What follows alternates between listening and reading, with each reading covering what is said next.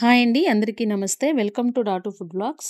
ఈరోజు దొండకాయ masala curry share చేయబోతున్నానండి. దానికి కావాల్సిన పదార్థాలు, తయారీ విధానం ఈ వీడియోలో చూసేయండి. నేను పావు కిలో దొండకాయలు తీసుకున్నానండి. వాటిని శుభ్రంగా కడిగి 4 భాగాలుగా కట్ చేసుకున్నాను. గుత్తి వంకాయలు ఎలా అయితే మనం కట్ చేసుకుంటామో అదే విధంగా వీటిని కట్ చేసుకోవాలి. స్టవ్ ఆన్ చేసి గిన్నె పెట్టుకొని గిన్నె వేడైన తర్వాత పల్లీలు వేసి వేయించాలండి. నేను ఒక టేబుల్ స్పూన్ పల్లీలు తీసుకున్నాను. ఒక 2 నిమిషాలు వీటిని దోరగా వేయించుకోవాలి. ఇవి వేగిన తర్వాత ఒక టేబుల్ స్పూన్ ధనియాలు కూడా వేసి వాటిని కూడా ఒక నిమిషం వేయించుకోవాలి. స్పైసెస్ కోసం దాల్చిన చెక్క 3, యాలుకలు 3, లవంగాలు 4, అలాగే 6 కొబ్బరి ముక్కలు వేసి వీటన్నిటిని దోరగా వేయించుకోవాలండి. ఫ్లేమ్ మీడియంలోనే పెట్టుకోవాలి. మీడియం మంటలోనే వీటన్నిటిని దోరగా వేయించుకోవాలి.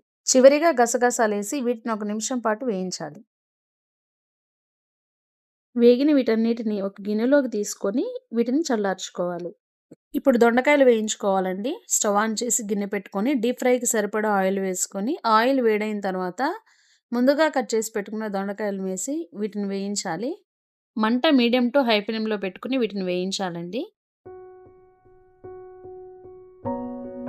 దొండకాయలు వేగేలోపు మనం వేయించి పెట్టుకున్న మసాలా చల్లారిపోయి ఉంటుందండి. ఇప్పుడు దీన్ని మిక్సీ పట్టుకుందాము. దానిలో కొద్దిగా నానబెట్టుకున్న చింతపండు వేసి కొద్దిగా నీళ్లు పోసుకుంటూ మెత్తగా గ్రైండ్ చేసుకోవాలండి. ఇలా చింతపండు వేయడం వల్ల మసాలాని బ్యాలెన్స్ చేస్తుంది పులుపు. మధ్యలో పులుపు తగులుతూ చాలా టేస్టీగా ఉంటుందండి.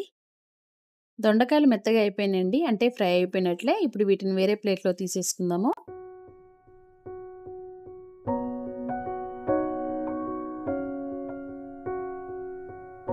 ఇప్పుడు మరొక గిన్నెలో 2 స్పూన్ల ఆయిల్ వేసుకొని ఆయిల్ వేడైన తర్వాత 1 స్పూన్ జీలకర్ర వేసి వేయించుకోవాలి. జీలకర్ర వేగిన తర్వాత సన్నగా కట్ చేసి పెట్టుకున్న ఉల్లిపాయ, పచ్చిమిర్చి చీలికలు వేసి వేయించాలి. నేను 2 చిన్న సైజు ఉల్లిపాయలు, 2 పచ్చిమిర్చి తీసుకున్నానండి. ఉల్లిపాయలు కొంచెం వేగిన తర్వాత చిటికెడు పసుపు వేసి కలుపుకోండి. ఇలా కలిపిన తర్వాత ఇందులో 1 స్పూన్ అల్లం వెల్లిపాయ పేస్ట్ కూడా వేసి దీన్ని కూడా పచ్చివాసన పోయేంత వరకు వేగనివ్వండి. ఇందులోనే మనం కట్ చేసి పెట్టుకున్న టమాటాలు కూడా వేసి వేయించుకోవాలి. నేను 2 టమాటాలు తీసుకున్నానండి. టమాటాలు మెత్తగా ఉడికిన తర్వాత 1 స్పూన్ కారం వేసుకుని కారం పచ్చివాసన పోయేంత వరకు మగ్గనివ్వాలి. మీరు కారం ఎక్కువ తినేవారైతే మరొక స్పూన్ కారం కూడా వేసుకోవచ్చండి. ఇప్పుడు ఇందులో మనం ముందుగా ప్రిపేర్ చేసి పెట్టుకున్న గ్రేవీ పేస్ట్‌ని వేసి ఇందులోనే తగినన్ని నీళ్లు పోసి ఉడకనివ్వాలండి.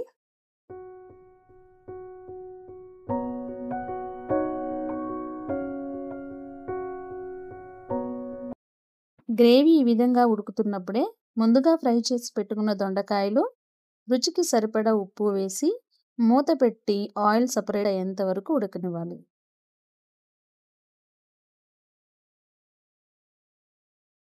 చూస్తున్నారు కదండి, ఆయిల్ సెపరేట్ అయిపోయింది. అంటే కర్రీ రెడీ అయిపోయినట్లే. అంతేనండి. చాలా ఈజీ దొండకాయ మసాలా కర్రీ. మీరు కూడా తప్పకుండా మీ ఇంట్లో ట్రై చేయండి. ఫైనల్‌గా కొత్తిమీర వేసుకొని దించేసుకోవడమేనండి. ఈ రెసిపీ మీకు నచ్చినట్లయితే మన ఛానల్‌ని సబ్స్క్రైబ్ చేసుకోండి. నచ్చితే లైక్ చేయండి, షేర్ చేయండి. మళ్ళొక మంచి వీడియోతో మీ ముందుంటానండి. Thank you for watching. Bye.